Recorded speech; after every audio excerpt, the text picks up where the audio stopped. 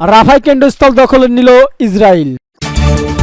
বিস্তারিত। গাজার দক্ষিণে শহর রাফায় কেন্দ্রস্থলে অবস্থান নিয়েছে বেশ কয়েকটি ইসরায়েল ট্যাঙ্ক। অভিযান শুরু প্রায় 3 সপ্তাহ পর মঙ্গলবার প্রথমবারের মতো এসব ট্যাঙ্ক শহরটি প্রবেশ করে। প্রত্যক্ষদর্শী রাফায় শহরে স্থানীয় সাংবাদিককে জানিয়েছেন ইসরায়েলের ট্যাঙ্ক শহরের কেন্দ্রস্থলে অবস্থিত আল আউদা গোলচত্বর নিয়ন্ত্রণ করে নিয়েছে। দক্ষিণের দিকে ফিলিস্তিনি মিশর সীমান্ত থেকে মাত্র আধা কিলোমিটার দূরে অবস্থিত গোলচত্বর ইসরায়েলি সেনাবাহিনী দখল করে নিয়েছেন। সেখানে তীব্র আর্টিলারি গোলচত্বর বর্ষের চিহ্নিত দেখা গেছে। 3 সপ্তাহ আগে মিশর ঘেঁষা সীমান্ত ক্রুসের নিয়ন্ত্রণ নিয়েছে রাফায় অগ্রসর শুরু করেছে ইসরায়েল। এরপর থেকে তাদের ট্যাঙ্কগুলো শহরটি চারপাশে তল্লাশি চালিয়েছে। পূর্ব দিকে কয়েকটি জেলায় প্রবেশ করেছে, কিন্তু শহরের ভেতরে এতদিন প্রবেশ করেনি। এর মধ্যে রাফা কেন্দ্রস্থলে অবস্থান নেওয়ার কথা জানান আন্তর্জাতিক সংবাদ মাধ্যমগুলো। শহরের পশ্চিম দিকে আমিরাতি হাসপাতালের পরিবারের সদস্যের সঙ্গে আশ্রয় নেওয়ার প্রত্যক্ষদর্শী বর্ণনা করেন কিভাবে সৈন্যরা চতুরে উপরে একটি ভবনের শীর্ষে অবস্থান নেয় এবং ওই এলাকায় যে কোনো গতিবিধিতে গুলি চালাতে শুরু করে। রোববার 26-এ রাফায় তাল আল সুলতানের একটি তাঁবুতে বিমান হামলা চালায় ইসরায়েলি বাহিনী।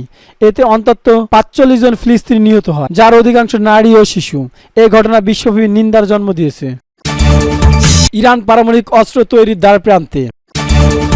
এবার শুনুন বিস্তারিত। পারমাণবিক অস্ত্র তৈরির জন্য প্রয়োজনীয় মাত্রা ইউরেনিয়াম সমৃদ্ধ দ্বার প্রান্তে পৌঁছে গেছেন ইরান। সোমবার জাতিসংঘে পারমাণবিক শক্তি নজরদারি সংস্থা আন্তর্জাতিক আণবিক শক্তি সংস্থা এক গোপনে প্রতিবেদন এ তথ্য জানিয়েছেন খবর রয়টার্স। IAEA প্রতিবেদনে বলা হয়েছে ইরানের কাছে যে পরিমাণ সমৃদ্ধ ইউরেনিয়াম রয়েছে তা 2015 সালে তেহরান ও বিশ্ব শক্তিধর দেশগুলোর সঙ্গে উপনীত চুক্তিতে বেঁধে দেয়া পরিমাণের চেয়ে অন্তত 30 গুণ বেশি। প্রতিবেদনে বলা হয়েছে ইরানের কাছে থাকা সমৃদ্ধ ইউরেনিয়ামের মজুদের পরিমাণ 6213.3 কিলোগ্রাম এবং 13,671.5 পাউন্ড বেশি। ফেব্রুয়ারিতে IAEA এর শেষ প্রতিবেদনে দেয়া পর ইরান এক প্রতিবেদনে 675.8 কিলোগ্রাম এবং 1,489.8 পাউন্ড বৃদ্ধি করা হয়েছে। IAEA এর পরিচালক এবং জাতিসংঘের পর্যবেক্ষণ সংস্থা প্রধান রাফায়েল গ্রোসিং গস মাসে বলেছিলেন ইরানের কাছে পর্যাপ্ত পরিমাণ সমৃদ্ধ ইউরেনিয়াম রয়েছে। এই ইউরেনিয়াম দিয়ে ইরান ইচ্ছা করলেই বেশ কয়েকটি পরমাণু বোমা তৈরি করতে পারে।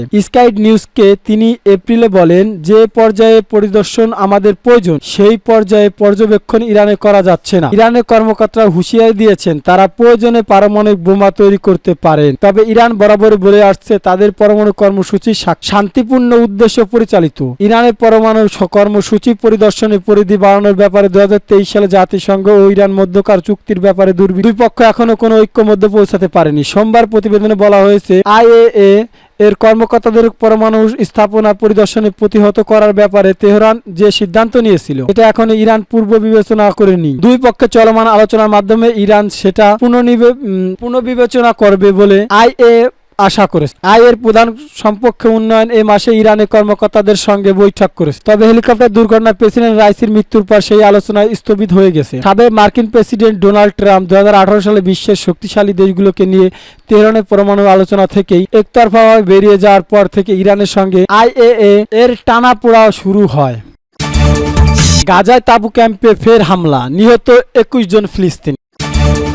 এবার শুনুন বিস্তারিত। দক্ষিণ গাজায় উপত্যকার রাফাতে তাঁবু ক্যাম্পে ফের ইসরায়েলি হামলার পর ফিলিস্তিনিরা তাদের তাঁবু পরিদর্শন করেছেন। অবরুদ্ধ গাজা ভূখণ্ডে বাস্তুচ্যুত ক্যাম্পে ফের হামলা চালিয়ে ইসরায়েলি বাহিনী। এতে অন্তত 21 জন নিহত হয়েছে। নিহতদের মধ্যে 12 জন নারী ছিলেন। হামলা আহত হয়েছেন আরও অর্ধশতাধিক মানুষ। বুধবার 29শে মে এক প্রতিবেদনে এই তথ্য জানিয়েছেন সংবাদ মাধ্যম আল জাজিরা। প্রতিবেদনে বলা হয়েছে গাজায় দক্ষিণাঞ্চলের রাফা শহরের কাছে আল মাউসিতে বাস্তুচ্যুত পরিবারগুলোকে একটি তাঁবু ক্যাম্পে ইসরায়েলি বাহিনীর হামলা অন্তত 21 জন নিহত হয়েছে বলে ফিলিস্তিনি চিকিৎসা কর্মকর্তা এক ফিলিস্তিনি বার্তা সংস্থা জানিয়েছে। এর আগে রোববার রাতে গাজায় ভূখণ্ডের দক্ষিণ অঞ্চলের রাফা শহরে বাস্তুচ্যুত লোকদের শিবিরে ভয়াবহ হামলা চালানো ইসরায়েলি। এতে কমপক্ষে 45 ফিলিস্তিনি নিহত হন। সর্বশেষ এই হামলা এমন এক সময় হলো যখন আগে ওই হামলার কারণে ইসরায়েলি বিশ্বব্যাপী নিন্দা ও সমালোচনার মুখে পড়েছে। গাজার চিকিৎসা কর্মকর্তা জানিয়েছেন মঙ্গলবার রাফা গভর্নরেটে হওয়া এই হামলা নিহতদের মধ্যে অন্তত 12 জন নারী। গাজা স্বাস্থ্য মন্ত্রণালয় টেলিগ্রাম দেয়া এক পোস্টে জানিয়েছেন হামলা আরও 64 জন আহত হয়েছেন, যাদের মধ্যে 10 জন অবস্থান গুরুতর। অন্যদিকে ফিলিস্তিনের সরকারি বার্তা সংস্থা ওয়েফা জানিয়েছেন ওই এলাকাটি ইসরায়েলি বিমান হামলা চালিয়েছে। তবে ইসরায়েলি সামরিক বাহিনী রাফায় আল মাউসিতে হামলা চালানোর কথা অস্বীকার করেছেন। অগ্রাসনের পরিচালনাকারী এই সামরিক বাহিনী এক বিবৃতিতে বলেছেন, গত কয়েক ঘন্টা প্রতিবেদনের বিপরীত আমরা বলতে চাই IDF আল মাউসির ওই মানবিক এলাকায় হামলা করেনি।